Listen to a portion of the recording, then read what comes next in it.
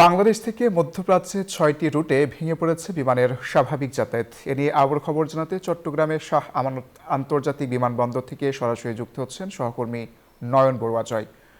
জয়, আমানত শাহ বিমানবন্দর থেকে আজ কয়টি ফ্লাইট বাতিল হয়েছে, বিস্তারিত জানাবেন।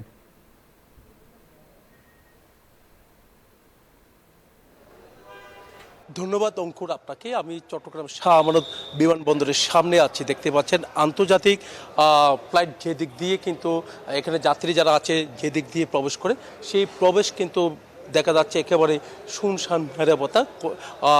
একেবারে যে মধ্যপ্রাচ্যে যে ফ্লাইটের চাপ থাকতো কিন্তু যেহেতু বাতিল করা হয়েছে তার কারণে এখানে যাত্রীরাও কিন্তু আসেনি এবং অন্য দেশে ইউরোপ আমেরিকার যে ফ্লাইটগুলো কিন্তু ডাকা হয়ে যায়। তো এই যাত্রীগুলো কিন্তু এখানে আছে আমরা দেখতে পাচ্ছি। তবে যাত্রীরা বলছে যারা আগেই টিকিট কেটেছেন তো ঘোষণা দিয়ে কিন্তু বাতিল করা হয়েছে।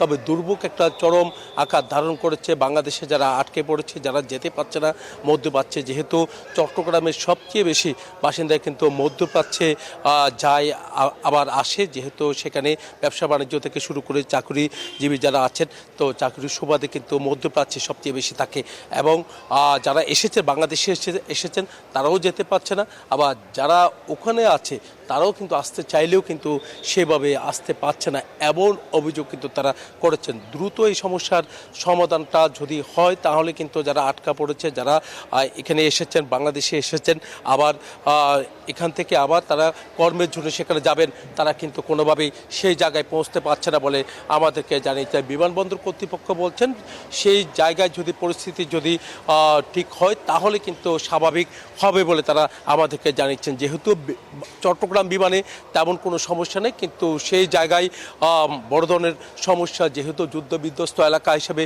পরিচিত হয়ে গেছে তো তার কারণে কিন্তু আসলে সেখানে যদি যুদ্ধ না থামলে তো এখন থেকে কিন্তু ফ্লাইট কিন্তু চালানো সম্ভব হবে না বলে তারা আমাদেরকে জানিয়েছেন। তবে চেষ্টা করছেন যদি কোনো পরিস্থিতি সেখানে স্বাভাবিক হয় তাহলে এখানের বিমানগুলো কিন্তু স্বাভাবিক হবে বলে তারা জানিয়েছেন। এই ছিল আমার এখানকার সর্বশেষ।